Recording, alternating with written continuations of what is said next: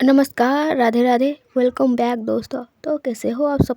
I hope आप सब बढ़िया होंगे, मस्त होंगे, एकदम बिंदास होंगे।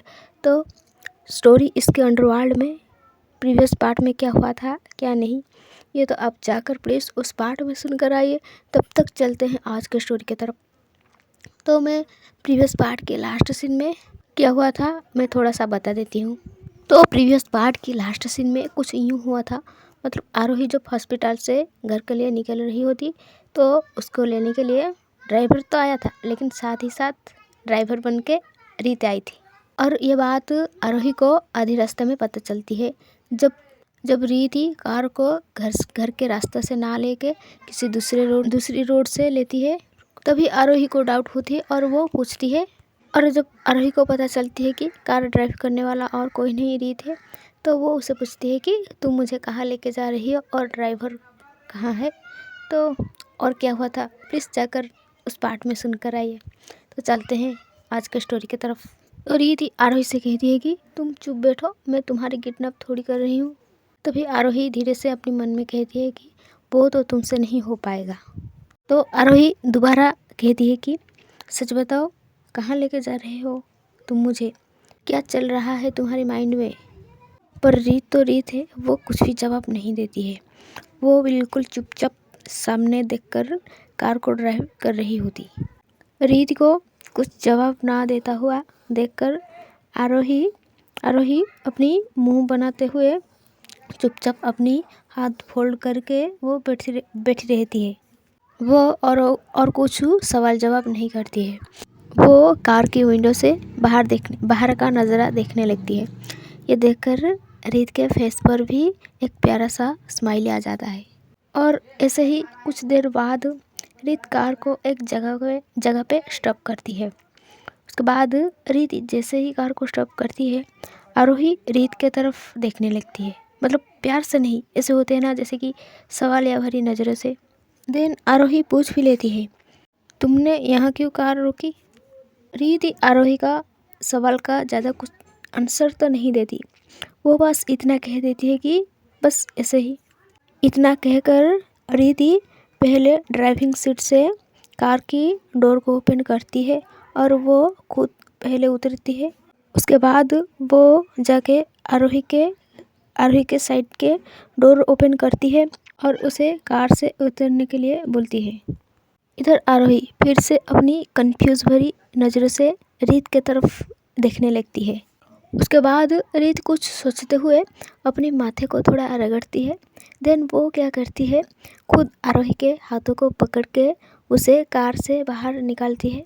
आरोही रीत को देख रही थी, हाँ भाई, इस बार प्यार से। क्योंकि आरोही को ये सब तो अच्छी लग रही थी, क्योंकि आरोही तो 100% श्योर थी कि रीत भी उसे प्यार करती है। पता नहीं क्यों उस दिन इनकार कर दिया था, वो अलग बात है। उसके बाद रीति आरोही के हाथों को पकड़ के उसे एक पार्क टाइप का लोकेशन या जगह पे लाती है।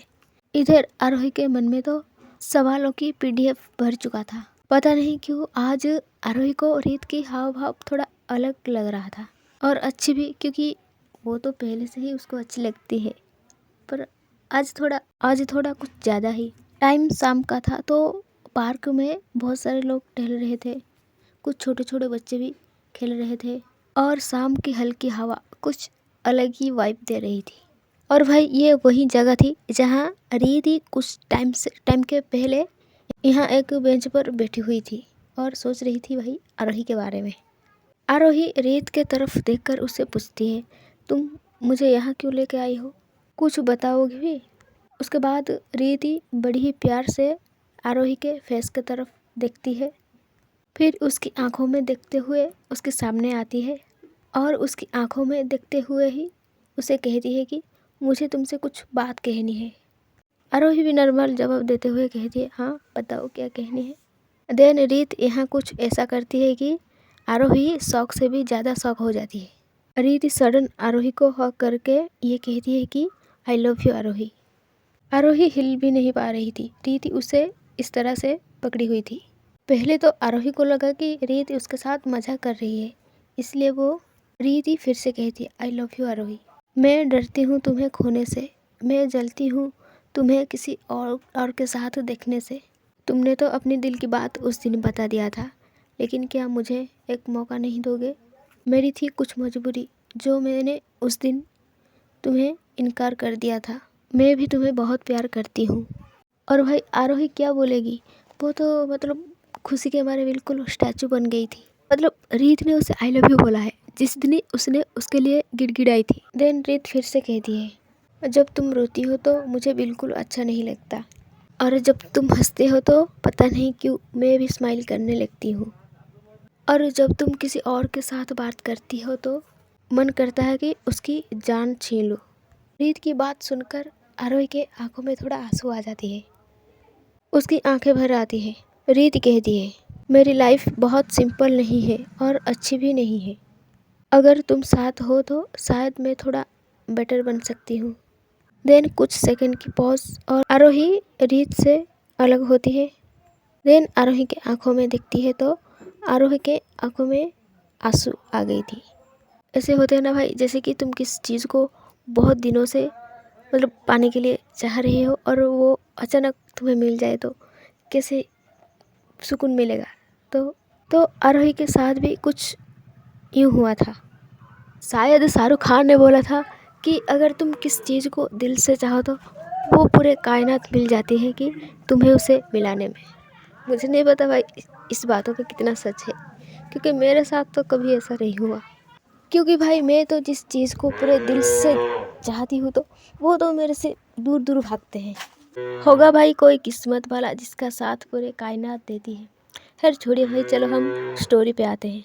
जैसे कि रीत की मुंह से आई लव यू सुनकर आरोही थोड़ा रो रही थी। मतलब उसकी आंखों में आंसू आ रही थी। आरोही कहती है, तुम्हें पता है मैं इस दिन का कितना इंतज़ार किया है।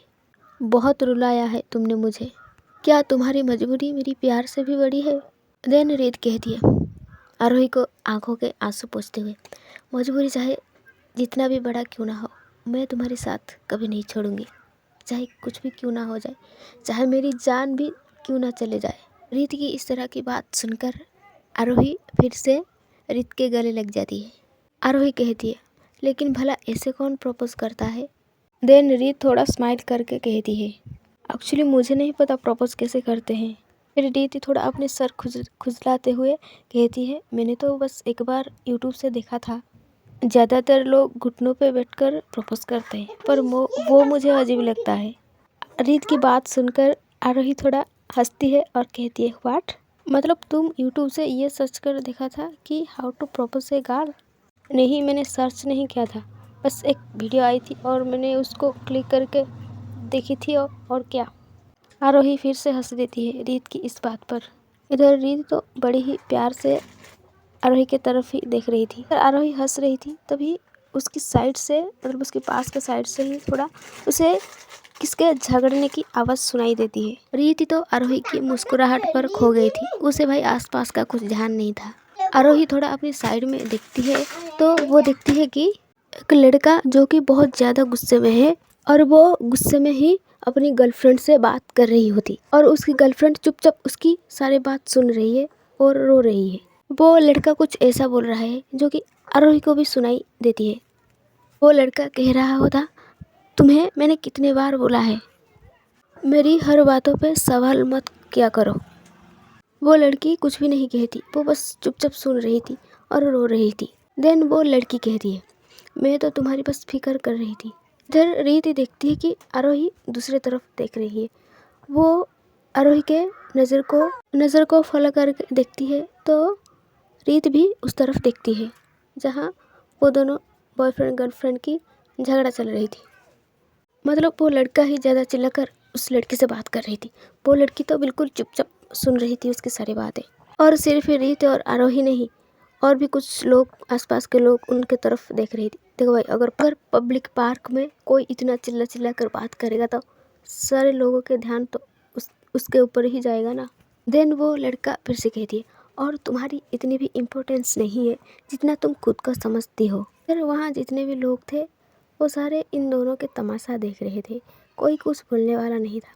पर रीति धीरे धीरे चलकर उन दोनों की तरफ जाती है। आरोही रीत को उन दोनों की तरफ जाता हुआ देखकर वो धीरे से कहती है, रीत कहती है 2 मिनट। देन रीत जाके उन दोनों के पास खड़ी हो जाती है और चुपचाप वो लड़का जो बोल रहा था वो सारी बात सुन रहा होता, मतलब रीत सुन रही थी। उसके बाद रीत ही बीच में ही कहती है, एक्सक्यूज मी। वो लड़का थोड़ा इरिटेट होके रीत की तरफ देखता है। आरोही भी रीत को देख रही थी वो क्या करने वाली है। जब रीत कहती है कि एक्सक्यूज मी, तभी वो लड़का कहता है, हाँ क्या हुआ। उसके बाद रीत बड़ी ही कामली कहती है, प्यार करते हो इसे। देन वो लड़का कहता है, तुम्हें क्या। रीत कहती है, जवाब दो। देन वो लड़का कहता है, हाँ। देन रीत कुछ सेकंड उस लड़के को देखती है। उसके बाद रीत कहती है, तो फिर इज्जत से बात करो ना।